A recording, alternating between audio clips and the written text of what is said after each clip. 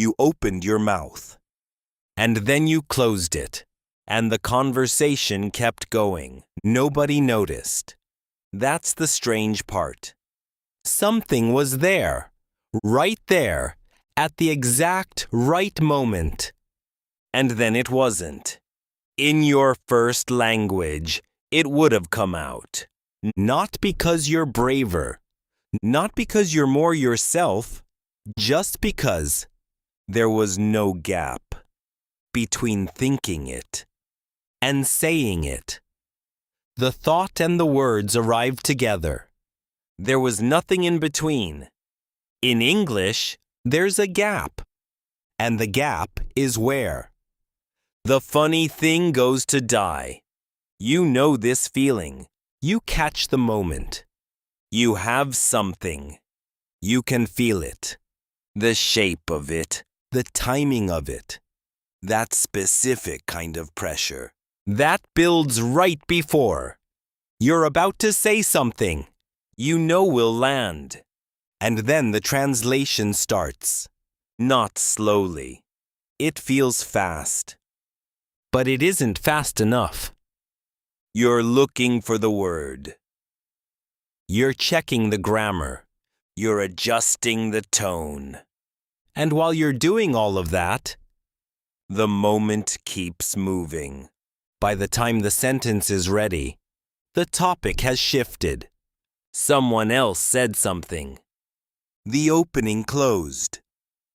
And you're holding a joke that no longer fits anywhere. Sometimes you say it anyway.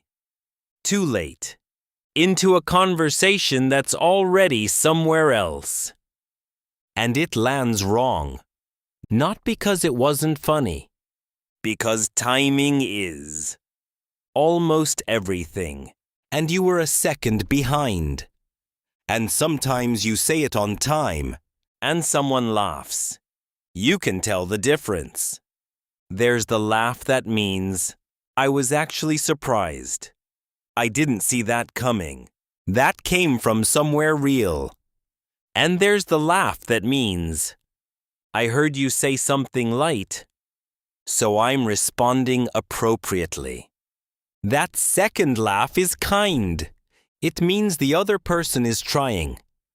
But you know which one you got. And knowing makes it a little quieter. Inside. After enough of the second kind, you start to adjust. Not consciously. Not as a strategy.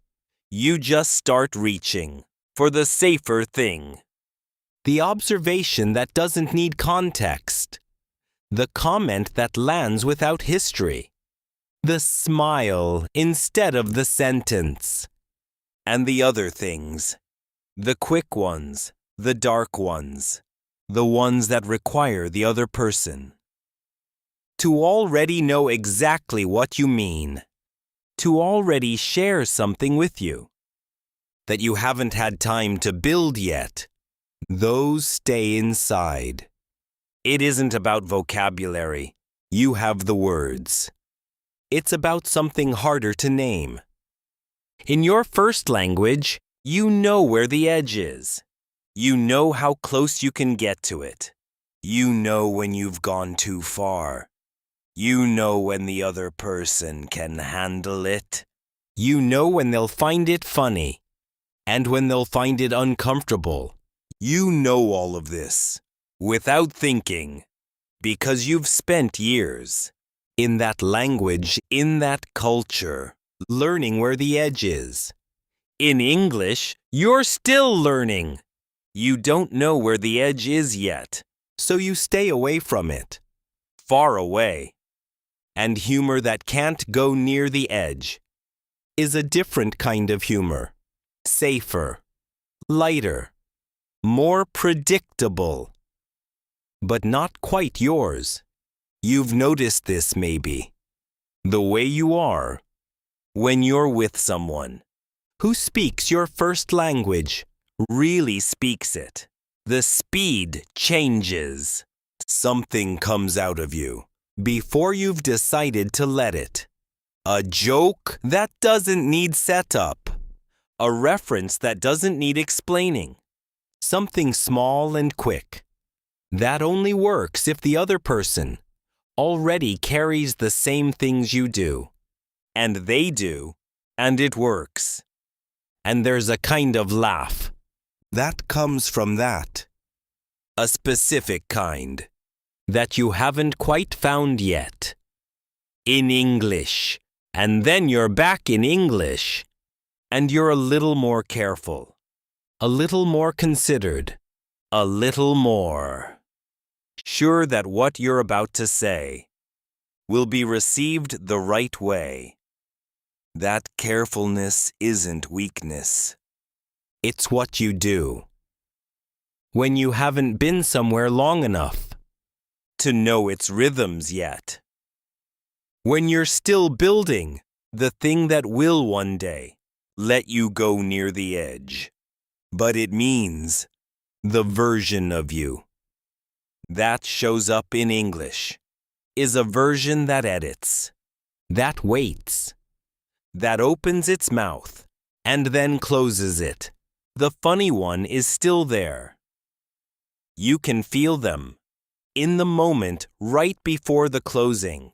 That pressure, that shape, that sense of this would land. And then the closing.